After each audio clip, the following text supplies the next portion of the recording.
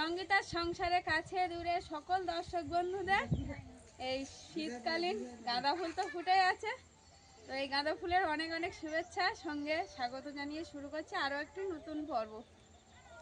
তো সঙ্গে থাকুন, পুরো পর্বটা আশা করছি ভালো লাগবে। আর গ্রামের দিকে তো এখন প্রচুর কাজ, মানে ধান মাড়াই ঝাড়াই তো এখন কোনো বালাই নেই, সেসবের মেশিনে ধান কাটা হয়েছে বলে অনেকটা সুবিধা হয়েছে বাবাদের কাকাদের সহ গ্রামের সমস্ত মানুষের।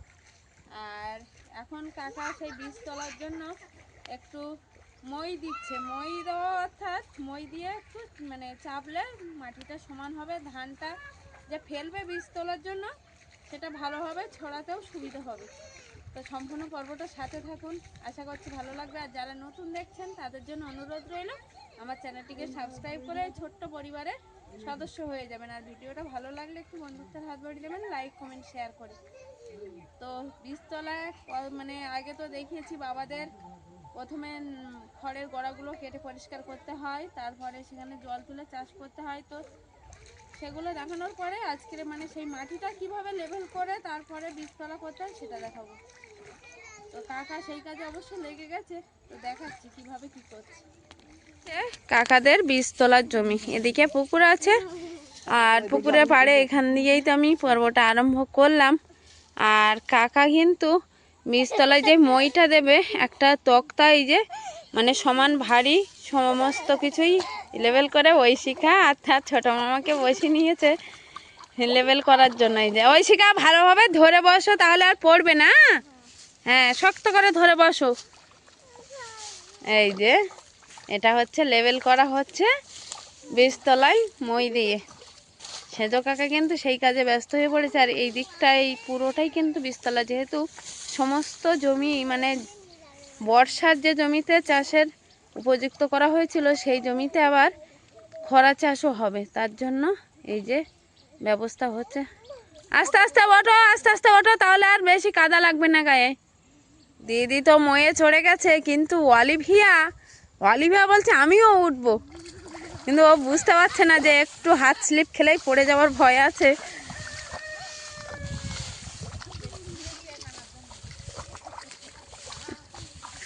আসলে এটাও কিন্তু একটা আনন্দ। হ্যাঁ, অলিভিয়া যাবে।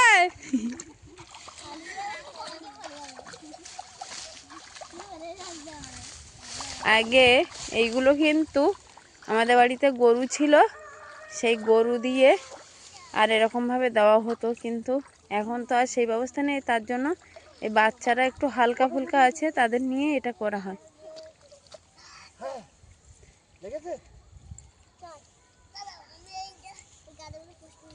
এরকম কিন্তু বেশ সমান হয়ে গেছে বীজতলাটা।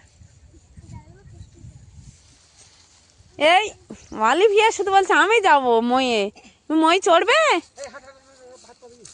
চলো আসো, কোলে আসো। বীজতলার কাজ মিটে গেছে, আপাতত জমিটা সমান করা হয়ে গেছে। তার জন্য এই যে সবাই এসে এখন ধোয়াধুয়ির কাজ চলছে। আর আমার ছোট ভাই তো সে দেখছি একদম পুরো পুরো মানে কাদা মেখে ভূত হয়ে গেছে। তো ঐশিকা ওপরে দাঁড়িয়ে দাঁড়িয়ে ধুচ্ছে, আমি ওকে একটু ধুয়ে দেবো। মা তুমি ধুয়ে দাও, তাহলে আমি ওই অলিভিয়াকে ধরছি। মা বাবা সঙ্গে আছে ঠাকুরমা নিচের দিকে এদিকে। আসলে সবাই মিলে এখন বাড়ির রসুন ছাড়াচ্ছে, কারণ বাবাদের বাড়ি কাকাদের বাড়ি সবার বাড়ি কিন্তু রসুন চাষ হয়। তো সেই রসুন আর যে রসুনগুলো বাড়ির বীজ রসুন রাখা হয়েছিল সেগুলো কিন্তু কোয়া ছাড়িয়ে এই যে গোড়াগুলো মানে মূলগুলো এখানে ফেলে দিয়েছে, আর যে রসুনগুলো সব কোয়া ছাড়িয়ে ফেলেছে। ওই একটা একটা কোয়া একটা একটা গাছ হবে, তার থেকেই আবার রসুন হবে। এইগুলো হচ্ছে বীজ রসুন, তো সেগুলো ছাড়িয়েছে, এরপরে রোয়াও হবে। ছাড়ানো হয়ে গেছে বা সব? হ্যাঁ। ওটা মা ঘুম পাচ্ছে নাকি? শীতের রৌদ্রে বসে থাকলে কিন্তু ঘুম পায়, বলো? ঘেমে যাচ্ছ? এত গরম লেগেছে? হ্যাঁ, একে এখন রুতে যাবে?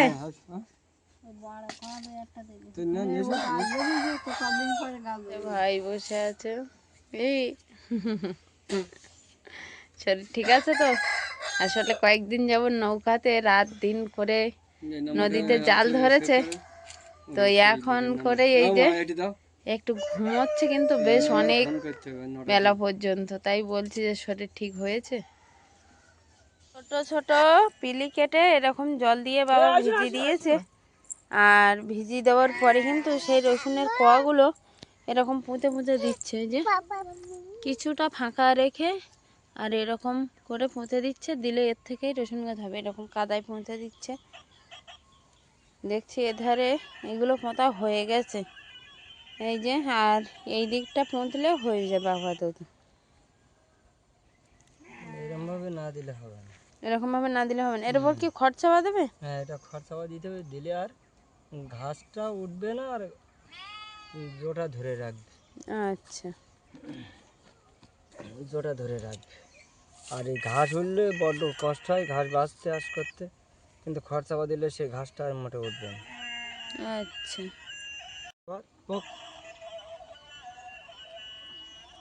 এই দিকটা কি দেবে বাবা? এই যে চাষ করা আছে এখন কিছু দাও নি? পেঁয়াজ দিতে হবে। পেঁয়াজ? ও আচ্ছা, ওই চারা তুলে দেবে? হ্যাঁ ওই চারা তুলে দিতে হবে। দেখি কত মাসেকে ফোন করতে হবে যে পেঁয়াজের চারা লাগবে কিনা, নিয়ে যাবো কিনা কিছুটা। এবার তো পেঁয়াজ রোয়াও হলো না, রোয়া হয়েছে কিছুটা, ওই গোটা পেঁয়াজ রুয়েছি, আর এই পেঁয়াজ রোয়া হয়নি। বাবাদের দেখছি এই পেঁয়াজ রুয়েছিল, এগুলো বার হয়ে গেছে। একটা পেঁয়াজ উপড়ে গেছে কি করে? ওই অলিভিয়া, তুমি কিন্তু দুষ্টুমি করছো। দাদু ভাই রসুন রোপণ করছে, আর এদিকে অলিভিয়া কিন্তু দুষ্টুমি করছে, দাঁড়িয়ে দাঁড়িয়ে মাটিগুলো ছড়িয়ে দিচ্ছে।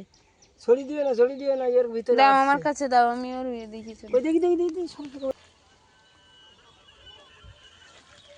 তো বাবা রসুনগুলো রোপণ করছিল, তো বাবা এখন উঠে জল দিতে গেছে, আর আমি কিন্তু রসুন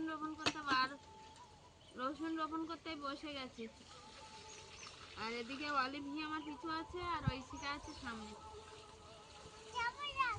আসলে এই খন্ডটা পুরোটাই রসুন দেবে বলছে, আর এইরকম রসুন দিলে কিন্তু বাগানে সারা বছর আর চিন্তা করতে হয় না, বাগানের রসুনই চলে যায়। বাবাদের আর রসুন কিনতেই লাগে না, শুধু বাবাদের না, আমিও এখান দিয়ে নিয়ে যাই বাগানের রসুন। তো এখন এই রসুন রোপণ চলছে। বাবা বিকালবেলা পেঁয়াজটা রুয়ে নেবে নাকি একবার? বিকালবেলা কি পেঁয়াজটা রোবে না? এখন চারা বড় হয়নি? ও, চারাটা বড় হলে পেঁয়াজও রোয়া যেত, কারণ ওই সাইডটা পুরোটাই পেঁয়াজ পড়বে, যেটা চাষ করা আছে ফাঁকা ওটাই। অলিভিয়া, তুই কি করছো? গান চালাচ্ছো? অলিভিয়া মামার কাছে একটা ফোন নিয়ে এসছে, খেলনা ফোন, সেটাই নিয়ে মিউজিক বাজাচ্ছে এরকম। বন্ধ করে দাও।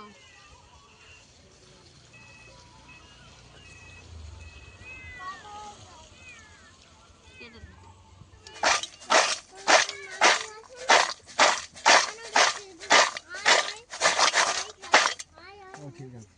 ওই বেডটা রসুন রোয়া কমপ্লিট করে, আর এই বেডটা এখন রোয়া চলছে, যে এই 2 লাইন মানে সবে রোপণ করা হয়েছে।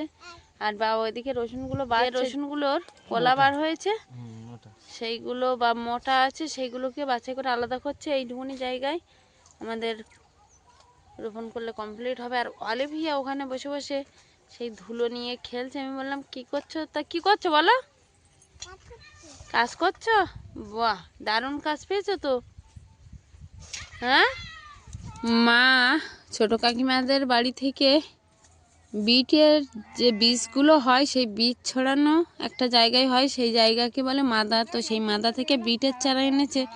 তুমিও কতটা বিটের চারা এনেছো মা? মানে গাছগুলো বড় বড় হয়ে গেছে বলে ওরকম মনে হচ্ছে না? তো এই বিটের চারাও রোয়া হবে, একদম টাটকা তাজা বাগান থেকে, মানে পুরো মাদা থেকে তুলে আনা চারা, সেই চারাও বসানো হবে এখন। কেমন আছো ম্যাডাম? আমি সবসময় হ্যাপি। ওইদিকে বিটের চারাগুলো মাটিতে পুঁতে দিচ্ছে, আর এদিকে বাবা কিন্তু সেই খড় পচা যে সারটা আছে রসুনের ওপরে ছড়িয়ে দিচ্ছে, যে রসুনগুলো আমরা এক্ষুনি রোপণ করলাম তার ওপরে। তো ওই দিকটা দেওয়া হয়ে গেছে, আর এদিকটা দিচ্ছে। আর এরকম মানে খড় পচা যে সার হয়, এই সারটা কিন্তু খুব ভালো, একদম ঢেকে দিচ্ছে, এর ওপরেই খড় দেবে। হ্যাঁ, এখানে আছে শাক, সঙ্গে চিতি কাঁকড়া দিয়ে ভাজা, সব রকম শাক। ওখানে আছে গাছের লাউ, সঙ্গে নদীর বড় কাঁকড়া যেগুলো হয়, নদীর কাঁকড়া সেইগুলো। আর অলিভিয়া তো আমার কাছে খেয়ে নিল, আমার কাছেই বসে আছে ও, আর ঐশিকা ওখানে বসে আছে। তুমি কি আমার কাছ থেকে খাইয়ে নেবে? আমি খাইয়ে দেবো? একা একা খাবে? তাহলে ঐশিকা কি বড় হয়ে গেল? হুম, আচ্ছা ঠিক আছে, তাহলে তুমি খেয়ে নাও। আমি দেখি অলিভিয়াকে হাতটা ধুয়ে দিই। হ্যাঁ, দেখো অলিভিয়া গ্লাসে পা দিচ্ছে।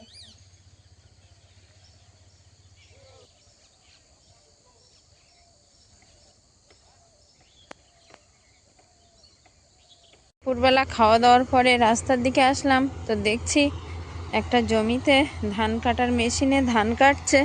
সেদিন তো বাবাদের আর কাকাদের জমিতে ধান কেটেছিল, কিন্তু আজকের কাটছে পাশাপাশি আরও যাদের জমি আছে তাদের জমিতে। কিন্তু আশ্চর্যের বিষয়, এক ঝাঁক বক সেই গাড়ির সঙ্গে কিন্তু উড়ছে, মানে ধান কাটছে, আর তার থেকে যে পোকা মাকড় বার হচ্ছে সেগুলো ধরে ধরে খাওয়ার জন্য। আমি কাছ থেকে একটু দেখানোর চেষ্টা করছি, গাড়িটা ওই দিক যাচ্ছে, ওই দিক থেকে আসলে একটু কাছ থেকে দেখানোর চেষ্টা করি। এটা টার্কি মুরগি না? কেমন সুন্দর দেখাচ্ছে, সাদা তো।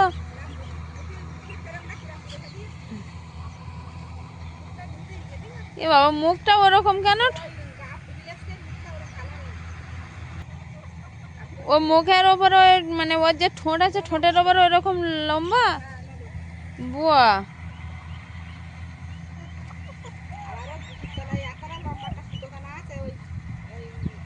ঠোঁটের ওপরে এই যে কেমন লম্বা, এটা হচ্ছে টার্কি মুরগি। এই যে তো সাদা, আর মুখের ঠোঁটের উপরে আর একটা আছে বলছে নোলক, মানে নাকের অংশটা ওরকম নাকি ঝুলে পড়েছে ওপরে একটা, মানে সেই ঢাকনা মতো একটা ইয়ে, কেমন সুন্দর দেখাচ্ছে। এই যে নাকের উপরটা ওইরকম ঢেকে আছে।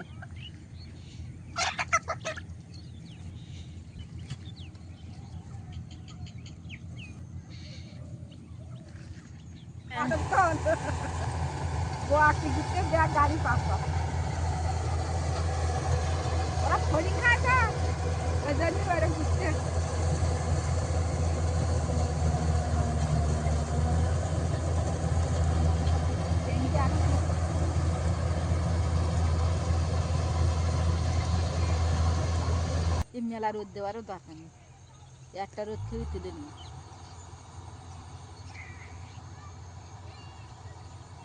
ওই বাড়ি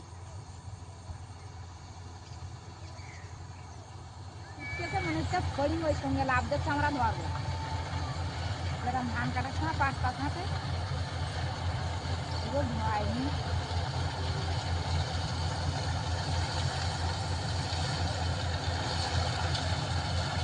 দেশের মতো আমার দেশে চাকরি করতে আমি দেখি আগে বেলাবেলা কাটতে কাটতে কাটতে কাটতে পারে।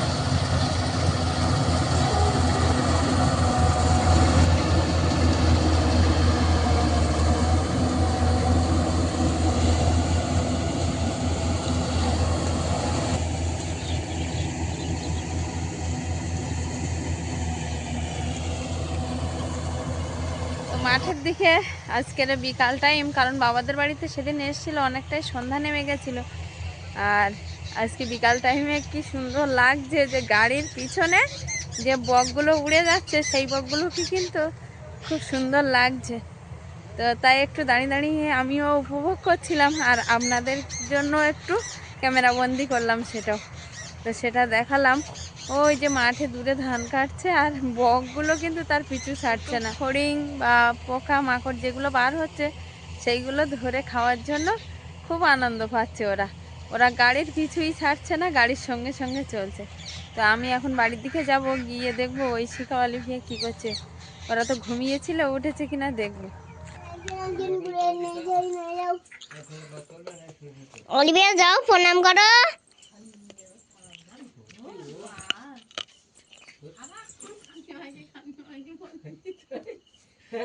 এসে এই ধানগুলো এক জায়গায় জড়ো করে না রাখলে আবার শিশির পড়ে যাবে, আর ধানগুলো আবারও ভিজে যাবে। তো তার জন্য বাবা আমি দুজন মিলে ধানগুলোকে এক জায়গায় করতে লেগে গেছি। আর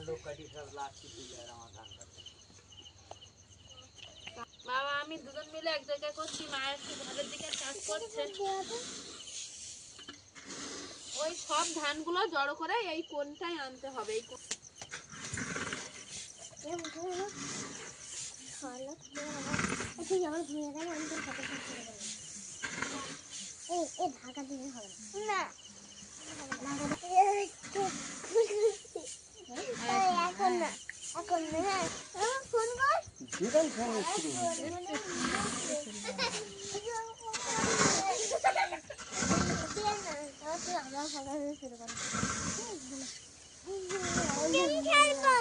তো ধান তো একদম ওই মাথা দিয়ে সব টেনে টেনে এই দিকটা নিয়ে আসা হলো মাঝখানে, মাছ বরাবর থেকে এইখানে, আর এইখানে এবার টাল হয়েছে, এইখান দিয়ে এইখানে তুলে দিলে পুরো টালটা হয়ে যাবে, কারণ ওই রকম উঁচু করে এই কোনটায় রাখতে হবে। তো এই যে অলিভিয়া কিন্তু ওর দিদি আর মামার সঙ্গে এদিকে দুষ্টুমি করছে, অলিভিয়ার থেকে মনে হয় কিছু কেড়ে নিচ্ছে, অলিভিয়া আবার ঝগড়া করছে শোনা যাচ্ছে। তো এই যে ধানগুলো প্রায় দুজন মিলে তাল দিয়েই ফেলেছি, আর অসুবিধা হবে না। দাঁড়াও বা আমি টেনে দিচ্ছি, আমার কাছে বড় গামলি আছে না।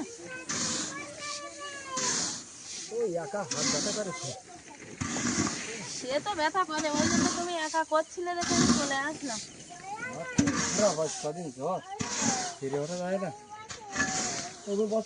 এরকম তাল থাকবে মা? তাহলে এবার নেট ধরে টেনে নিই নাকি?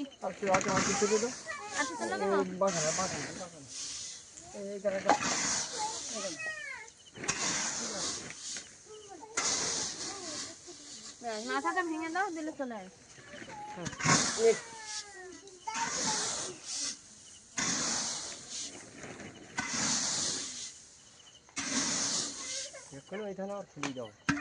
ধানের ধুলো থেকে আরো সর্দি হবে। না বানের ধরো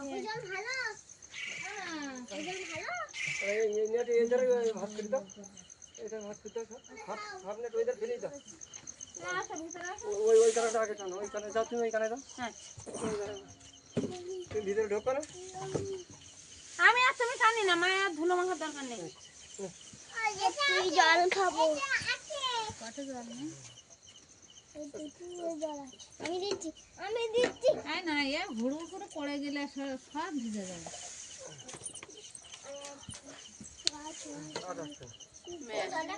টেনে দিলাম, নেট দেওয়ার এটাই সুবিধে, নেট না দিলে ওটা হাত দিয়ে বা পা দিয়ে সবটাই জড়ো করতে হতো, কিন্তু নেট দিয়ে এইটাই সুবিধা হয়েছে। তো ধান জড়ো করা হয়ে গেছে, ওরা আর একটুখানি মাখি আছে করলে হবে, শেষ ধান জড়ো করা। এদিকে মা ধানগুলো তুলে নিচ্ছে, যেগুলো পড়ে গেছে সেগুলো।